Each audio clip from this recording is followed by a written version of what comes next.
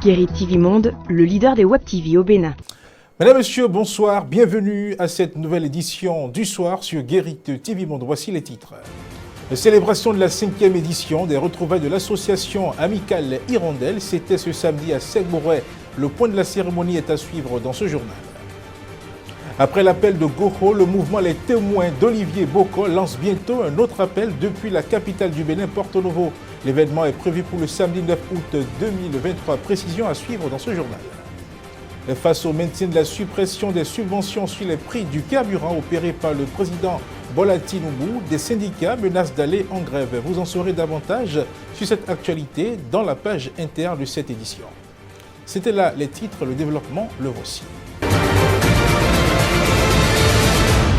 Mesdames, Messieurs, à nouveau bonsoir. Comme il est de coutume dans l'association amicale Hirondelle, les membres se retrouvent périodiquement pour consolider leurs liens et pérenniser les idéaux de cette association. Pour cette édition, c'est à Segbouré qu'ils se sont retrouvés pour le respect donc de cette tradition. Voici le reportage fait avec les images ramenées par Kabiro Adjani.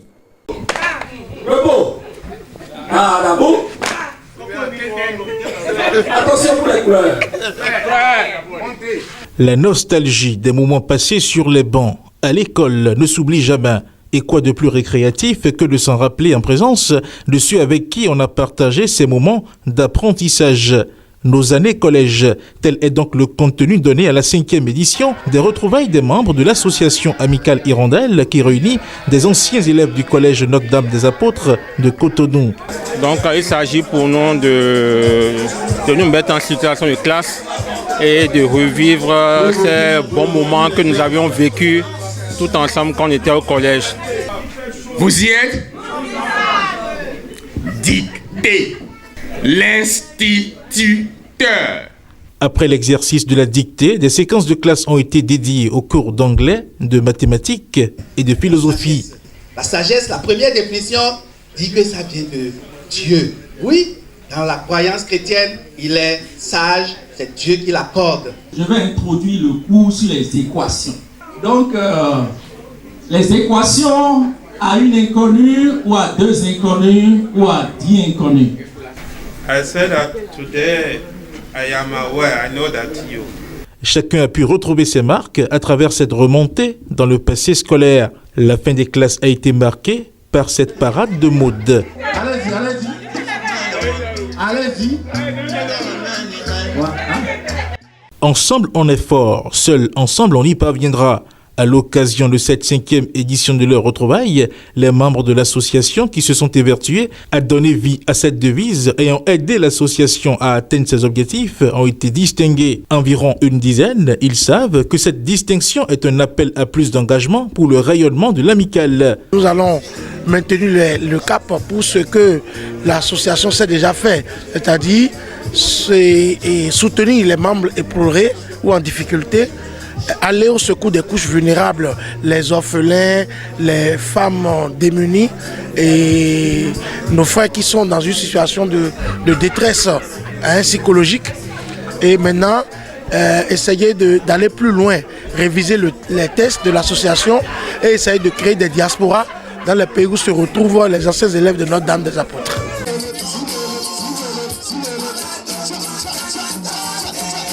L'heure de la grande récréation a sonné. Au menu, danse, dégustation de mets copieux et coupures du gâteau du printemps de la 5e édition de l'association amicale Hirondelle. Je suis fière d'eux pour avoir relevé le défi d'aujourd'hui. Et notre prière, c'est que chacun puisse se sentir suffisamment hirondelle pour qu'ensemble, nous puissions porter le flambeau haut. Parce que, dit-on, une seule hirondelle ne fait pas le printemps. Je pense que c'est un satisfecit total qu'il faut décerner au comité d'organisation et également féliciter le bureau, l'actuel bureau qui a eu l'initiative. Et voilà, donc je voudrais remercier tout le comité d'organisation et vivement la prochaine édition. Après 3 ans de pause imposée par la pandémie de la Covid-19, les membres de l'amicale Hirondelle réapparaissent tout en couleur. Ensemble, on y parviendra. Super. Un saut dans l'actualité politique à présent. Le mouvement Les Témoins d'Olivier Boko multiplie les appels pour la candidature d'Olivier Boko en 2026. Après l'appel de Goro lancé depuis Abomey, il s'affaire pour lancer celui de l'unité depuis Porto Novo. Dans une interview accordée à la rédaction de Guérite TV Monde, Honoré Atokede et Raoul Akle apportent des précisions sur l'organisation de cet événement. Suivez-les. Après tant d'années d'indépendance, notre pays est déjà assez mûr pour prendre son destin à main. Le peuple doit s'impliquer à fond dans le choix de ses dirigeants. C'est la vision que nous avons eue en mettant sur pied ce mouvement. Et l'objectif est de démontrer aux derniers des Béninois les compétences, les capacités de notre leader Olivier Boko pour que chaque Béninois puisse lui dire « Monsieur Olivier Boko vient prendre le destin de notre pays à partir de 2026 ». Nous voulons inviter toute la population de Lomé, les 9 communes de la population de Lomé a sorti massivement le samedi 9 septembre 2023 à partir de 9h à la place de l'unité d'Akonamboué qui est située derrière l'hôpital El Fateh pour qu'ensemble nous puissions demander à notre leader Olivier Boko d'accepter d'être candidat en 2026. Olivier Boko, j'en suis témoin. Olivier Boko, j'en suis témoin. Olivier Boko, j'en suis témoin et j'y crois. Ce journal se poursuit. La Journée mondiale de la santé sexuelle, célébrée le 4 septembre de chaque année, est instituée en 2010 par l'Association mondiale de la santé sexuelle. Cette année, le thème retenu est le consentement. Pourquoi est-il important de parler de la santé sexuelle et que comprendre du consentement sur le plan de la sexualité? Suivez les explications données par Laurence Harissou, activiste féministe, interrogée par Faouzia Sefou et Kabirou Adjadi. Une journée promue par l'Organisation mondiale de la santé qui définit d'ailleurs la santé sexuelle comme un état de bien-être physique, mental et social dans le domaine de la sexualité. Le thème choisi pour cette édition est le consentement. Donc, il faut dire que c'est un thème choisi à dessein parce que le consentement est un aspect très important sans lequel lorsque deux personnes décident de se mettre ensemble sans consentement, on pourrait parler de viol. Donc le consentement, c'est une acceptation, c'est un accord donné par un homme ou une femme, par un partenaire sexuel, par des individus dans le cadre d'une rencontre sexuelle ou d'une relation sexuelle. Donc c'est un thème assez important sans lequel on pourrait parler du viol. C'est pourquoi parfois lorsqu'il y a viol ou violence sexuelle ou autre, on met beaucoup un accent particulier sur le consentement ou sur le non-consentement. Aujourd'hui, il faudrait constater que la lutte que mènent les organisations internationales ou autres, c'est beaucoup plus vers le sens où la santé sexuelle ne doit plus être un tabou. Le droit à la santé sexuelle est un droit comme tous les autres droits.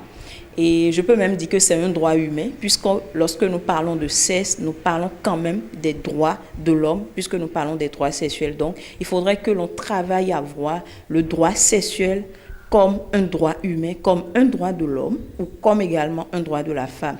Donc, de l'enfance à l'adolescence, à la jeunesse, jusqu'à la vieillesse, on doit parler normalement du droit sexuel, puisque nous parlons également de la santé sexuelle. Ouvrons maintenant la page de l'interactualité au Nigeria. Des syndicats annoncent une grève liée à la suppression des subventions sur le prix du carburant au Gabon. Le nouvel homme fort du pays vient de prêter serment. L'actualité internationale nous amène également en République démocratique du Congo. Les détails avec Latifat Kaweno. Le Congrès du travail du Nigeria, principal syndicat du pays, a annoncé une grève de 2 jours à compter du mardi prochain. L'annonce a été faite le vendredi 1er septembre 2023. En effet, le Congrès du travail du Nigeria prévoit de se mettre en grève mardi et mercredi pour protester contre la crise du coût de la vie après que le gouvernement a supprimé une subvention coûteuse à l'essence, rapportent les médias. De la même manière, Nigerian Labour Congress, qui représente des millions de travailleurs dans la plupart des secteurs de la plus grande économie d'Afrique, y compris dans certains secteurs de l'industrie pétrolière, prévoit d'appeler les travailleurs à une grève illimitée le 21 septembre prochain. Je cite, « Les syndicats se lanceront dans une fermeture totale et indéfinie de la nation dans les 14 jours ouvrables aux 21 jours à compter d'aujourd'hui jusqu'à ce que des mesures soient prises par le gouvernement pour remédier à la souffrance et à l'appauvrissement collectif atroce que connaît le pays. » Fin de citation, a déclaré Joe Ajaero, dirigeant du syndicat dans un communiqué. Pour rappel, après sa prise du pouvoir en mai dernier, le président Bola Tinubu a procédé à la suppression de la subvention sur les prix du carburant au Nigeria. Cette situation a provoqué la hausse du coût de vie chez les Nigérians. Au Gabon, le nouvel homme fort de Libreville, le général Oligui, a été proclamé président de transition. Lors de sa prestation de serment ce lundi, le putschiste a juré de préserver les acquis de la démocratie. Je le cite, « Je jure devant Dieu et le peuple gabonais de préserver en toute fidélité le régime républicain, de préserver les acquis de la démocratie. » Fin de citation, a-t-il déclaré devant les juges de la Cour constitutionnelle, vêtu de la tenue d'apparat rouge de la garde républicaine. Il s'est également engagé à amnistier les prisonniers d'opinion ainsi qu'à installer des institutions plus démocratiques avant l'organisation d'élections libres et transparentes après une transition dont il n'a toutefois pas précisé la date. Le général Oligui a été applaudi par les juges de la Cour constitutionnelle à l'exception de sa présidente qui a été écartée.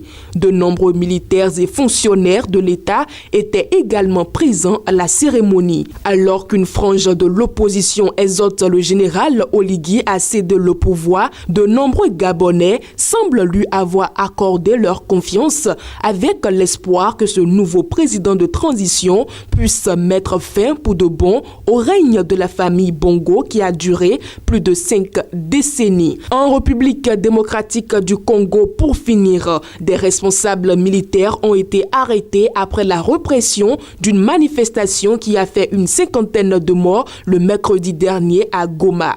Le ministre congolais de l'Intérieur a annoncé lundi l'arrestation du commandant de la brigade de la garde républicaine et celui du régiment. Dans la foulée, Peter Kassadi a expliqué qu'ils sont placés en détention et un procès sera organisé dans les heures qui viennent pour que les responsabilités soient établies. La mort des manifestants a suscité l'indignation dans le pays. Face à cette levée de bouclier, le gouvernement congolais a appelé au calme et a fait confiance au gouvernement, tout en soulignant que la balle est désormais dans le camp de la justice qui établira les responsabilités. Rappelons qu'une opération militaire avait été lancée tôt mercredi dernier à Goma pour empêcher la tenue d'une manifestation que comptait organiser une secte locale contre la présence dans la région des forces de l'ONU et de l'Afrique de l'Est, accusées d'inefficacité dans la lutte contre les groupes armés. L'opération a été conduite en particulier dans le temple et dans les locaux de la radio de cette secte. Un document interne de l'armée a fait état de 48 morts et 115 blessés avant que le gouvernement ne communique jeudi soir un bilan de 43 morts et 56 blessés. À présent, voici la page des sports.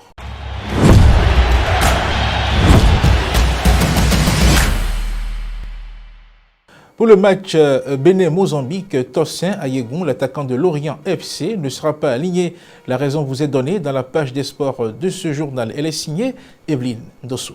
Ce lundi 4 septembre 2023, le suspense va prendre fin autour de l'arrivée tant attendue d'Olivier Védon qui a été annoncé pour être là la veille. Mieux, le groupe d'Egepa sera encore renforcé avec l'arrivée de joueurs comme Serge Obassa, Hassan Imouran, Sankamao Rabiou, Prince Ricardo Dosso, Rachid Mounini et Karo Chichao. L'équipe nationale du Bénin va également accueillir Marcelin Koukpo, Dodo Doku et Rodrigue Kossi qui viendront rejoindre leurs coéquipiers. Tossin Ayegou, l'attaquant de Lorient FC, ne sera pas de l'expédition mozambicaine. Il souffre toujours de la cuisse.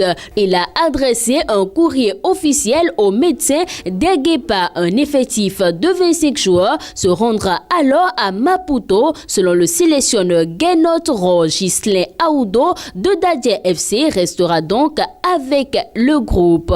On boucle la page des sports de ce jour avec le tennis de table. En effet, la Fédération béninoise de tennis a donné le coup d'envoi de l'édition 2023 du championnat national de tennis ce lundi 4 septembre 2023. Cette compétition attendue avec impatience rassemblera plusieurs centaines de joueurs talentueux. Le comité exécutif de la FBT, dirigé par son président Jean-Claude Talon, a orchestré ce tournoi qui accueillera environ 250 compétiteurs répartis dans 12 catégories différentes pour les filles et les garçons. Chacun d'entre eux rivalisera avec ferveur et détermination pour décrocher le prestigieux titre national à l'issue de ce championnat. Les passionnés de tennis se retrouveront sur les cours de tennis du stade Charles de Gaulle à Porte-Novo et de l'académie d'Abou à Cotonou pour assister à des rencontres palpitantes. Ces sites emblématiques seront le théâtre d'une compétition qui résonnera au rythme de la petite balle jaune pendant toute une semaine. Pour participer à cette compétition nationale, les joueurs ont dû préalablement prendre part aux championnats départementaux organisés par les ligues départementales. Ces épreuves ont servi de tremplin pour les aspirants champions. Le championnat national passionnant se déroulera jusqu'au samedi 9 septembre 2023, date à laquelle les noms des nouveaux champions nationaux seront inscrits dans l'histoire du tennis béninois. Cette information sportive vient refermer cette édition que je vous remercie d'avoir suivi, mais retenez que le problème n'est pas le problème. Bonsoir chez vous.